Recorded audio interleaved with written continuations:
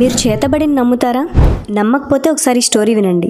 అది 1967 అర్జెంటీనాలో ఒక football team అయిన రేసింగ్ క్లబ్ కూపా కప్ ని గెలిచి ఇంకా ఇంటర్నేషనల్ కప్ ని కూడా గెలుచుకుంది. ఫైనల్స్ లో సెలటిక్ టీం ని ఓడించారు. అది నచ్చని సెలటిక్ టీం ఫ్యాన్స్ స్టేడియం దగ్గరకు వచ్చి స్టేడియం చుట్టూ గుంతలు తవ్వి 7 క్యాట్స్ ని చంపి పాతిపెట్టారు. ఈ విషయం రేసింగ్ క్లబ్ కి తెలిసినా పట్టించుకోలేదు. కానీ అప్పటి వరకు మొత్తం సౌత్ అమెరికాలోనే స్ట్రాంగెస్ట్ టీమ్గా ఉన్న రేసింగ్ క్లబ్కి ప్రాబ్లమ్స్ స్టార్ట్ అయ్యాయి. ఒక్క లీగ్ కూడా గెలవలేకపోయారు. దాంతో 1980లో ఫస్ట్ టైం క్యాట్ డెడ్ బాడీస్ని వెతకడం స్టార్ట్ చేశారు.